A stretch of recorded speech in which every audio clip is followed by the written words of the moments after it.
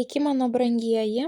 Šiandieną turėsime spalio mėnesio prognozę, kurią reikia žiūrėti kaip visada pagal savo 3 pozicijas – Saulės ženklą, Mėnulio ženklą bei ascendentą. Kiekvienos savaitės raktinius žodžius užsirašyti į užrašinę ir dar nukeliauti ir pasižiūrėti jaunaties bei pilnaties prognozes, taipogi pagal 3 zodiako ženklus. Ir tokiu būdu jūs turėsite labai detalų mėnesio vaizdą. Suprasite savo kiekvienos savaitės, kiekvieno mėnesio pamokas, kurias svarbu praeiti teisingai. Ir manau, kad kiekvieną mėnesį su tais užrašais jums pavyks pragyventi sąmoningiau, priimti teisingus sprendimus ir tikslingai judėti savo tikslų link. Na, o dabar šiek tiek laiku nukeliaukime į lapkričio mėnesį. Pas mus nuo lapkričio 9 iki lapkričio 29 bus retrogradinis Merkurijus. Merkurijus keliauja atgal, tai nėra geras laikas naujoms pradžioms arba pirkiniams. Kaip žinome, Merkurijus veikia ilgiau, jo pašalinis poveikis jaučiasi ilgesnį laiką, tad jau nuo spalio 26 dienos iki gruodžio 13 dienos visą tą laikotarpį jūs tikėtina, kad jausite retrogradinį Merkurijų. Tai dabar kalbant apie kalėdinės dovanas, kas mėgsta jas pirkti anksčiau laiko, tai jums teks pirkti arba spalio mėnesį, arba laukti gruodžio 14-15, nuo tų dienų jau jūs galite pirkti dovanas. Jeigu pirksite per retrogradinį Merkurijų, tai tada galima pirkti tik tokius daiktus, kurie turi didžiulės nuolaidas. Jeigu pasitaikys jums juodasis penktadienis, kažkokios tai ypatingai didelės akcijos, tuomet galite pirkti, kad net jeigu ir pasigailėsite dėl pirkinių, tai bent jau, finansiškai per daug nebūsite nuskriausti. Bet šiaip viską, ką perkam per retrogradinį Merkurijų, dažniausiai mūsų artimiesiems nepatinka ir pinigai būna išleisti kaip į balą.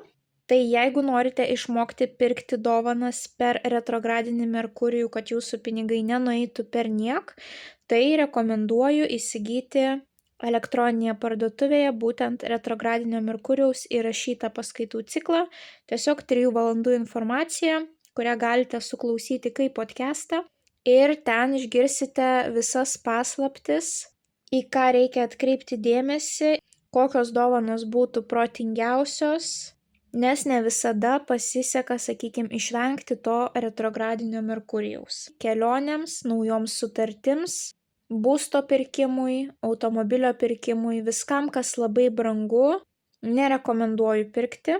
Nebent jums trūksta galvos skausmo gyvenime, tai galite priimti tokį iššūkį, bet po to kiek metų gali tęstis jūsų problemos, tai geriau, atidėti rimtus pirkinius. Jeigu turėsite operacijas, keliones, taipogi rekomenduoju įsigyti paskaitų ciklą. Tai 10 metų patirtis, analizė, kiekvieną retrogradinį Merkurijų yra sudėta būtent į tą 3 valandų ciklą.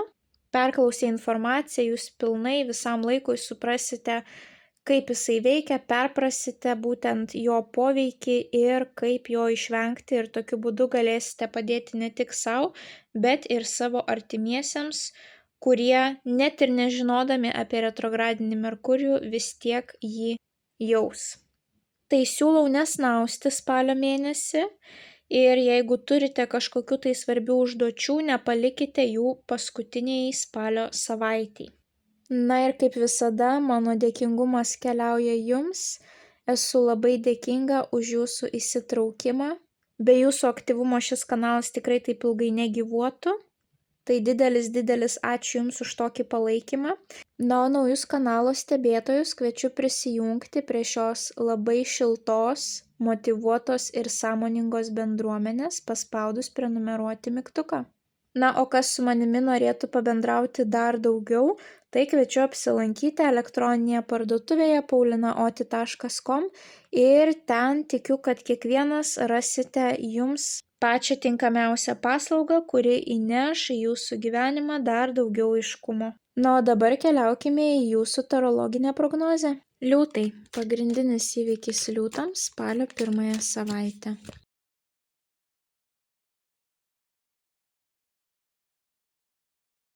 Vienas patarimas liūtams apie jų spalio mėnesį, bei viena mėnulio žinutė liūtams apie jų spalį.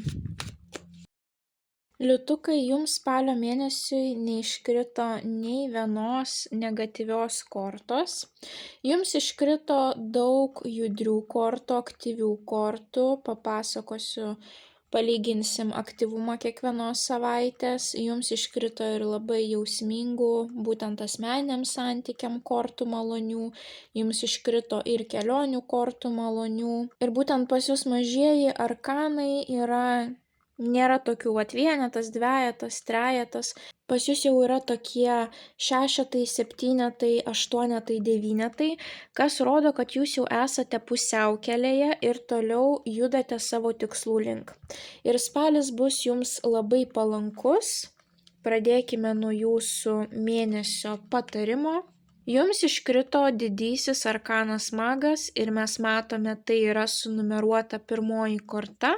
Ir magas kuria savo realybę, jisai valdo visas 4 stichijas, mes čia galime matyti ir kardą, ir lazdą, ir monetą, ir taurę, reiškia, jisai vienas visų galų meistras.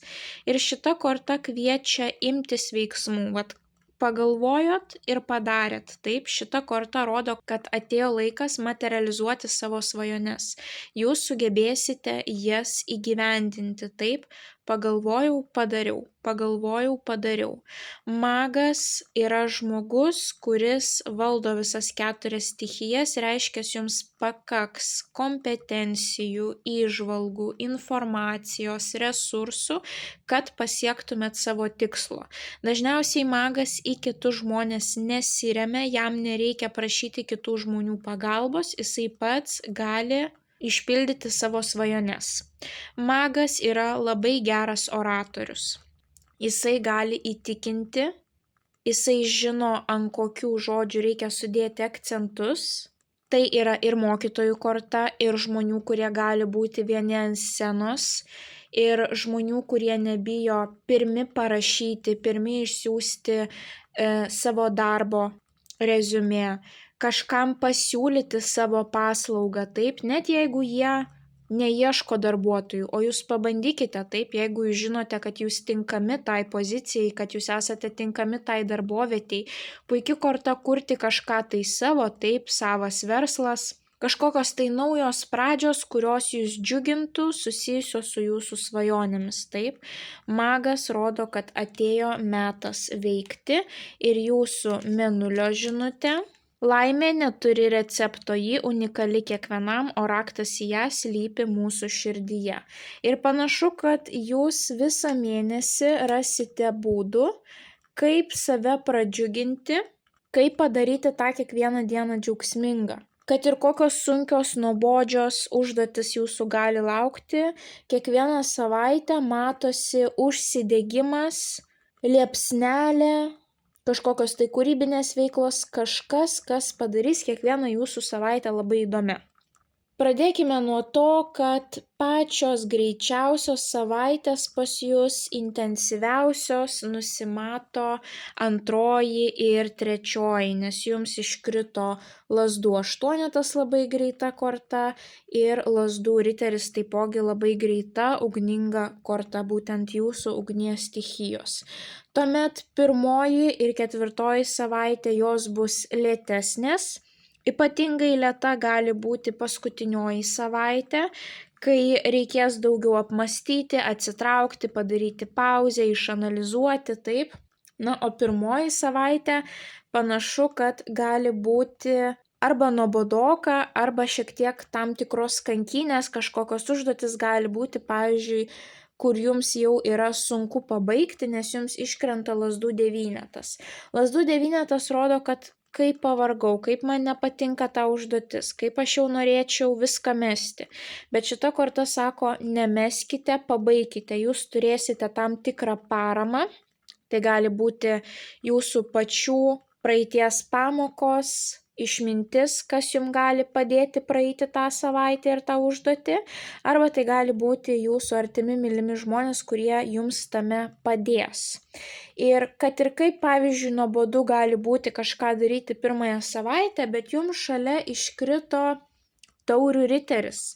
O taurių riteris rodo, kad yra kažkokia tai širdžiai maloni veikla, tai gali būti net ir asmeniniai santykiai, kad atsiranda tokia įsimylėjimo fazė, rožiniai akiniai, kai galite tiesiog skrajoti padebesiais ir va tas skrajojimas ar kažkokia tai kūrybinė veikla, ar kažkoksai tai svajokliškas žiūrėjimas į gyvenimą gali padėti pabaigti tą etapą, taip, nes lazdų devynetas tokia korta, kur sako, jeigu jūs pabaigsite, jūs labai džiaugsitės tuo rezultatu, taip, tiesiog nemeskite, ar lėtesniu tempu, ar su kažkieno pagalba, bet pabaikite. Ir panašu, kad arba asmeniai santykiai jums eisis nuostabiai ir tai bus jūsų ta varomoji galia, ar jūs susirasite kažkokių tai kūrybinių veiklų, ar jūs rasite labai malonų serialą, kuris tiesiog nuo darbo patrauks jūsų dėmesį į būtent serialo tą siužetą, taip.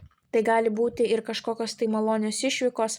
Apskritai visos 3 kortos kartu jums gali rodyti kelionę ir ta kelionė gali būti su jūsų antraja puse. Arba kad jūs keliaujate, pavyzdžiui, pamatyti jūsų antrąją pusę, ar kad antroji pusė pas jūs atkeliauja, sugrįžta, gali būti visokios tokios situacijos, nes mes turime 2 kortas, kurios reprezentuoja keliones. Taip, mes turime didįjį arkaną pasaulį. Pasaulis pas mus apskritai viskas, kas susijęs su užsieniu, žmonės iš užsienio, bendravimas per socialinius tinklus, kitos kultūros, kitos tautybės, kitos kalbos. Lazdų devynetas gali rodyti ne tik tam tikrą tokį sunkumą, kad jau pavargau, bet jisai gali rodyti ir ribą. Dažniausiai tai yra valstybės siena, kurią mes peržengėme. Na ir mes čia turime jau tokį vyruką, kuris laiko 2 puodelius, tai reiškia, kad yra kažkoksai tai santykis su kitu žmogumi šiltas, taip? Tai kažkam tai gali būti, pavyzdžiui, šiltas bendravimas su savo antrąją pusę per nuotolį. Kažkam tai gali būti kelionė pas savo antrąją pusę į kitą šalį. Kažkas galite sulaukti savo antrosios pusės, kuris grįžta taip iš kitos šalies. Kažkam tai gali būti maloni kelionė kartu su savo antrąją pusę.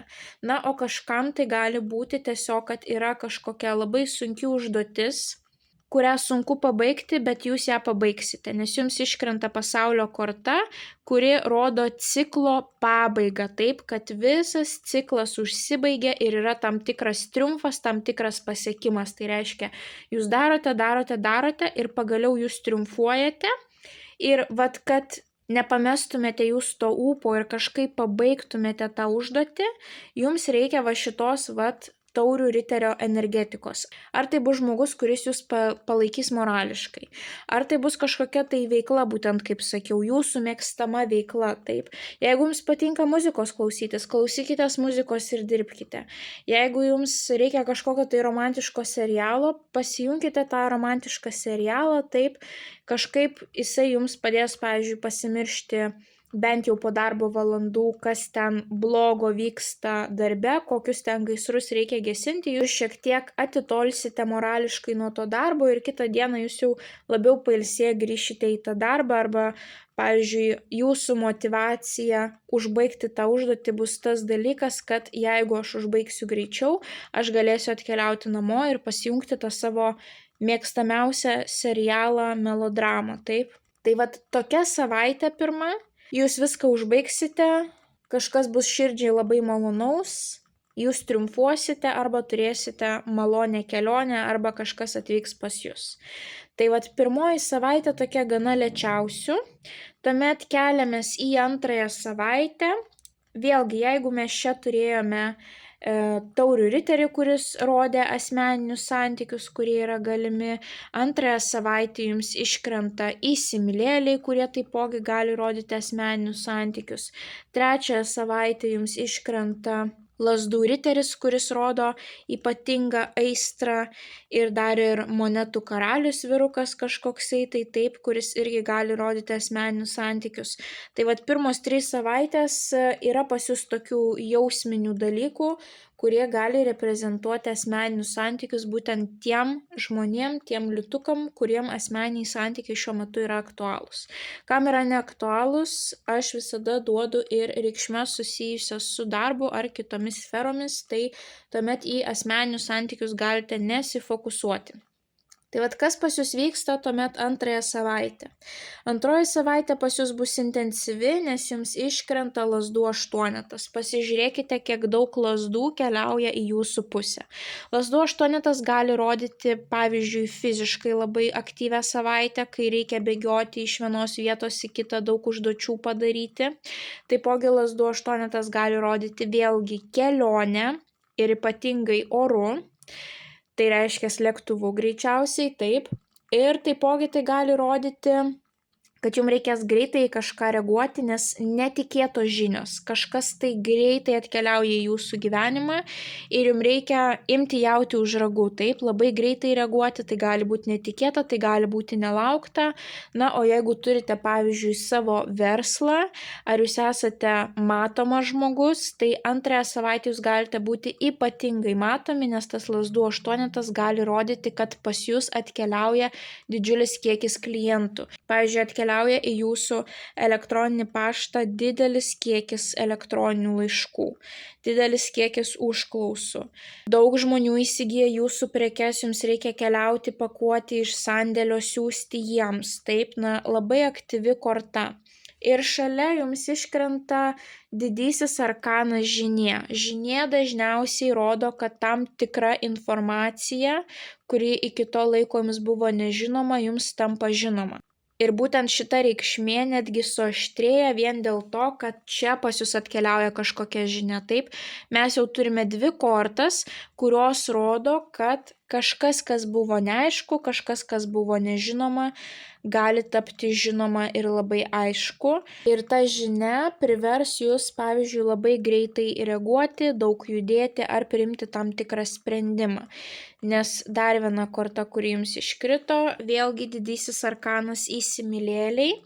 Kam aktualūs santykiai, tai gali būti kažkokia žinia susijusi su santykiais, taipogi mes matome porą. Ta žinia gali jūs priversti bendradarbiauti su kažkuo, priversti su kažkuo susitikti, pasirašyti tam tikrą bendradarbiavimo sutartį, taip. Pavyzdžiui, jūs ilgą laiką laukiate, kol kokia nors įmonė pakvies jūs į darbo pokalbį, taip, ir vat buvo ta nežinomybė ir pagaliau ta nežinomybė dingsta, pas jūs greitai keliauja ta žinia ir jums reikia nueiti į pokalbį su tuo žmogumi, taip, kažkokia situacija, į kurią yra įtraukti 2 žmonės, pora. Tai kažkam tai verslo santykiai, kažkam tai asmeniniai santykiai. Taipogi įsimylėliai rodo ne tik porą, ne tik meilės santykius, bet įsimylėliai rodo ir pasirinkimą tarp 2, kai reikia priimti svarbų sprendimą, ką pasirinkti. Ir vat ta savaitė pas jūs gali būti ir greita, bet tuo pačiu jums reikės greitai priimti sprendimą, ką daryti. Tai, pavyzdžiui, pas jūs greitai atkeliauja sprendimas, kad jūs mums patinkate, mes norėtume jūs priimti į darbą, bet mums reikia žmogaus labai greitai ir jūs, pavyzdžiui, nuo poryt galėtumėt pas mus atkeliauti dirbti. Arba mums reikia žmogaus, bet dėja mes tam, pavyzdžiui, pirmus 3 mėnesius nemokame to atlyginimo, mokame tik minimalų, taip, kol žmogus nepraeina to bandomojo laikotarpio. Ir jums reikia atlikti sprendimą, taip, žinia atėjo greitai, žinia atėjo netikėtai, bet o ką man dabar daryti, taip? Ar eiti, ar rizikuoti, ar man tai priimtina, ar man nepriimtina. Tai va tokios situacijos gali būti antrąją savaitę, Na ir tuomet trečiąją savaitę gali būti, kad jūs, jeigu tai susiję, pavyzdžiui, su darbu ar kažkokiu tai bendradarbiavimu ar meilės reikalais, galite greičiausiai jūs priimti tą pasiūlymą, nes jums iškrenta tokios darbingos aktyvios kortos ir dar plus jums iškrenta monetų karalius. O monetų karalius gali būti žemės stichijos vyrukas, tai yra mergelė jautis ožiaragis, arba žmogus, kuris susijęs su pinigais. Pavyzdžiui, jo profesija yra susijusi su pinigų valdymu, tai yra finansų analitikas, auditorius, apskaitininkas, buhalteris, bankininkas, nekilnojamo turto brokeris, taip. Žmogus gali būti tiesiogiai susijęs su jūsų finansinė padėtimi. Pavyzdžiui, jeigu esate moteris, kuri nedirba ir yra išlaikoma vyro, reiškia šitas vyras atsakingas už jūsų finansus.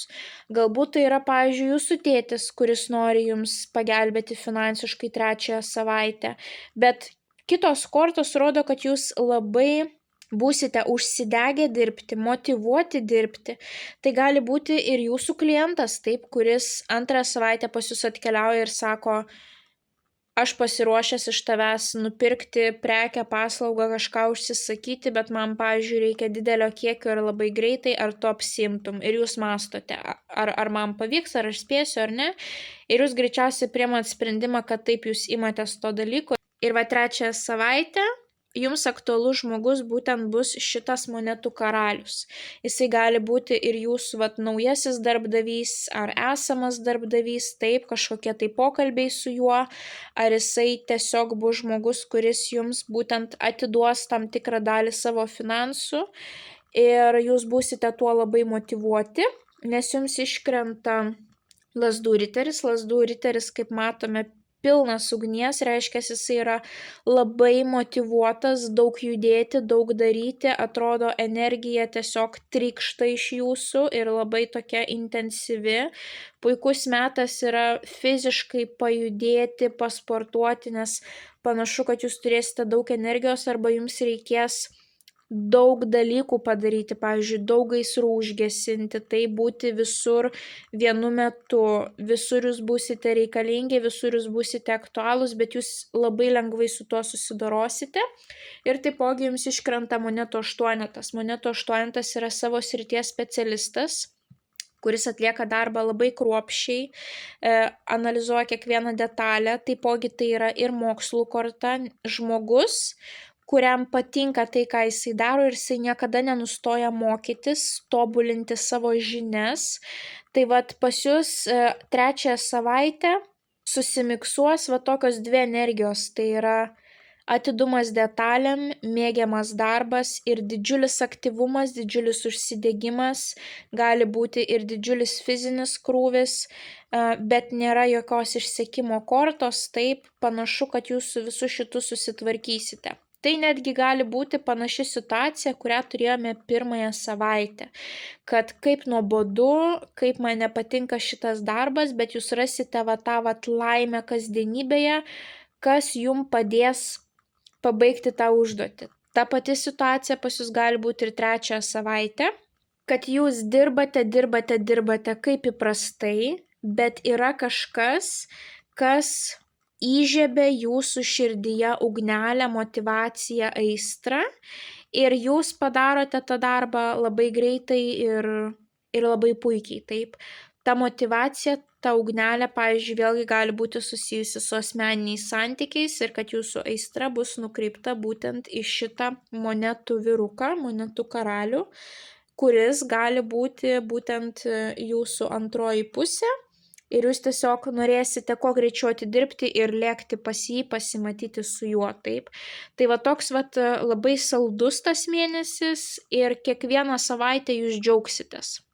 Bus dėl ko džiaugtis, jeigu reikės daug judėti, jūs nebūsite pavargę. Paskutinioji savaitė vėlgi yra šiek tiek lėtesnė, panašu, kad jūs gausite savo rezultatą ir jums reikės šiek tiek apsiraminti. Tai jūs pradedat savaitę su lazdų šešetu. Lazdų šešetas yra nugalėtojo korta, mes matome merginą su laurų vainiku ant galvos, jinai yra nugalėtoja, visi yra įkvėpti jos, visi ją giria. Žmonės seka iš paskos, jinai yra tam tikras autoritetas, jūs galite būti pagirti, jūs galite būti geriausi mėnesio darbuotojai, jūs galite gauti premiją, klientas gali labai džiaugtis jūsų darbo rezultatu. Jūs gaunate tą laimėjimą ir tuomet reikia atsipūsti. Tai nepamirškite šito momento, nes likusios 2 kortos yra labai ramios ir jos susijusios su protiniu darbu, o ne su fiziniu.